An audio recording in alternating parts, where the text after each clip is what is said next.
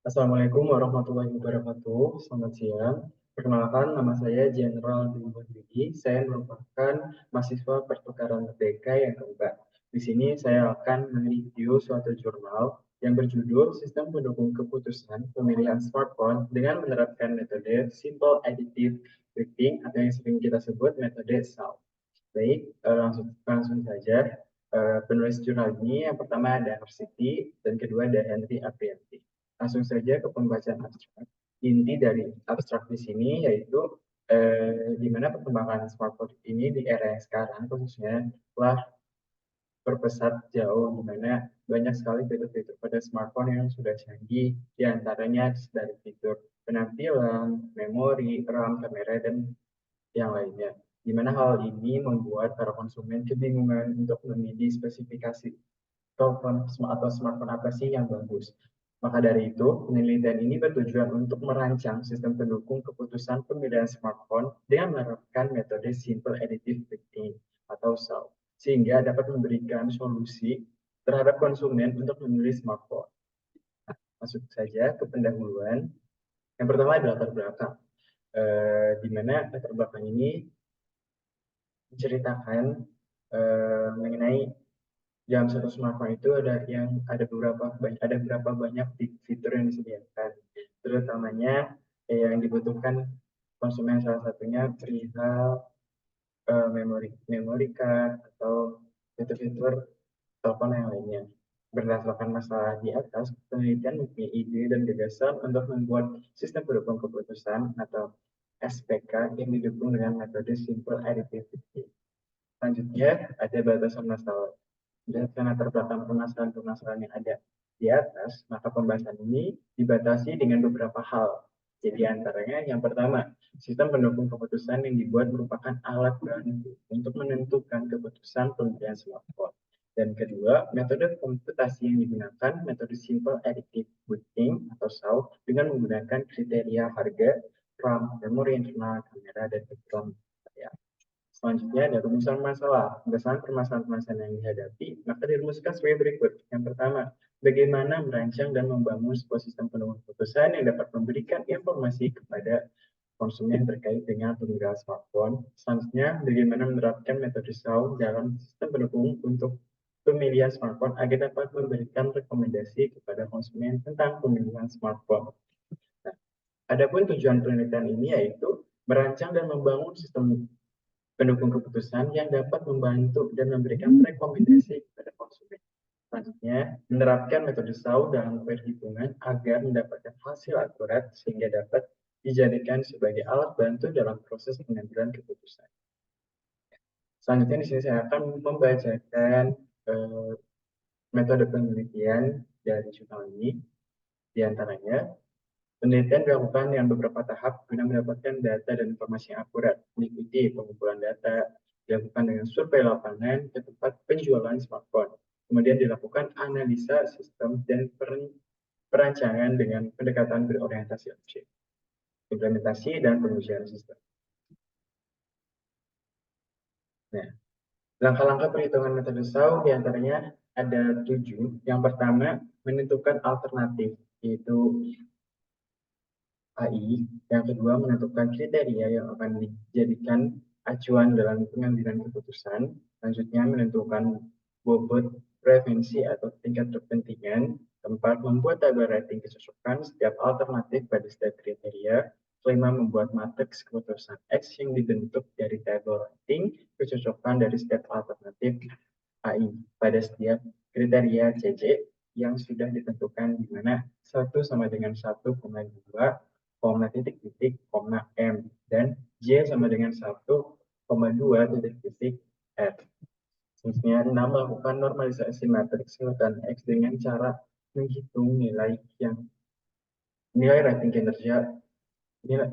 kinerja ternormalisasi REACH dari alternatif AI pada kinerja CC.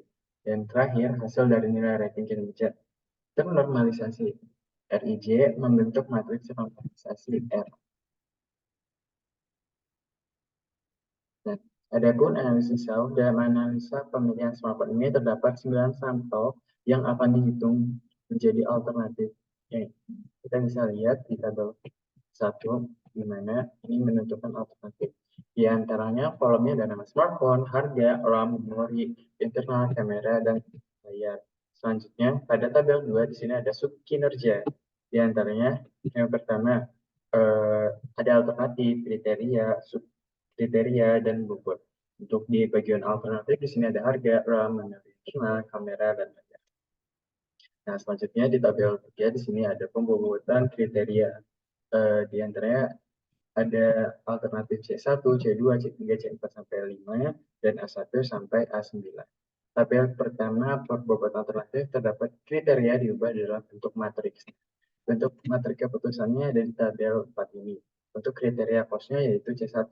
Untuk normalisasi nilai, jika faktor kriteria kos maka digunakan rumusan seperti di bawah ini. RII sama dengan min XIJ per XIJ. Dari kolom C1, nilai minimalnya adalah 1. Maka tiap baris dari kolom C1 dibagi oleh nilai maksimal kolom C. Sedangkan untuk kriteria benefitnya yaitu C2, C3, C4, dan C5 untuk normalisasi nilai jika faktor kriteria benefit maka digunakan rumusan seperti di bawah ini. RII sama dengan XIJ per max XIJ. Dari kolom C2 nilai maksimalnya adalah 4, maka tiap baris dari kolom C2 dibagi oleh nilai maksimal kolom C2.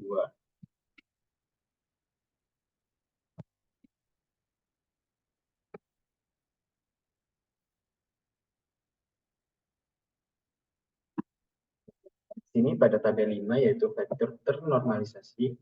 Setelah mendapatkan tabel seperti itu, maka kalikanlah setiap kolom di tabel tersebut dengan bobot kriteria yang telah deklarasikan sebelumnya. Kalian bisa lihat di tabel 5 ini. Dan untuk rumusnya seperti ini. Sekarang kita lanjut ke hasil dan pembahasan. Yang hasil dari perancangan use case diagram. Berikut ini adalah model use case diagram dari sistem pendukung pengambilan keputusan pemilihan smartphone. Di antaranya ada admin, karyawan.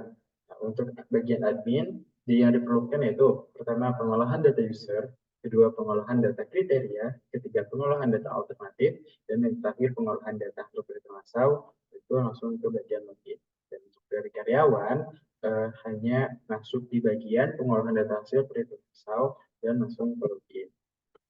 Selanjutnya ada implementasi antarmuka. Hasil perancangan merupakan tahap di mana sistem siap dioperasikan pada tahap yang sebenarnya, sehingga akan diketahui apakah sistem yang telah dibuat sesuai dengan yang direncanakan. Nah, di sini ada UI UX-nya. Yang pertama ada from login, kedua ada halaman utama yaitu tampilan selamat datang. Selanjutnya ada halaman data user, halaman data alternatif, halaman data kriteria, data kriteria, halaman hasil perhitungan, dan halaman hasil perhitungan. Jadi kesimpulannya berdasarkan hasil dan analisa tentang sistem penghitungan keputusan pemilihan smartphone pada toko Bin Electro dengan metode SAO yang telah diuraikan, maka dapat ditarik kesimpulan bahwa yang pertama, sistem pendukung keputusan pemilihan smartphone dirancang dengan menggunakan pendekatan berorientasi objek digambarkan dengan use case diagram, activity diagram, class diagram, sequence diagram, dan collaboration diagram. Proses pemberian informasi kepada konsumen untuk memilih smartphone dilakukan oleh karyawan dengan memperlihatkan aplikasi dan mulai melakukan perhitungan saat konsumen kesulitan dalam memilih smartphone. Sehingga dengan adanya aplikasi ini, proses pemilihan smartphone menjadi lebih efektif dan tidak memakan waktu yang lama. Selanjutnya, sistem pendukung keputusan dirancang dengan menerapkan metode SAO. Pada metode ini menggunakan beberapa alternatif dan kriteria yang akan dijadikan acuan serta menentukan bobot preferensi. Kemudian dilakukan penilaian dan rankingan smartphone yang telah diurutkan dari yang tertinggi hingga yang terendah berdasarkan hasil penjumlahan terbobot dan telah tertentu. Di sini ada beberapa referensi yang dijadikan referensi oleh jurnal ini, di antaranya di Aditya Alanur dengan tema Jago Penelitian SQL, selanjutnya dari Enia Tisri dan perancangan sistem pendukung keputusan untuk penerimaan beasiswa, di mana semua referensi ini menggunakan metode SELF. Baik, cukup sekian penjelasan review jurnal mengenai pemilihan sistem pendukung kelulusan penggunaan smartphone dengan menerapkan metode Simple Additive Quizzing atau metode SELF yang bisa saya simpulkan. Untuk waktunya saya ucapkan terima kasih banyak. Wassalamualaikum warahmatullahi wabarakatuh. Waalaikumsalam.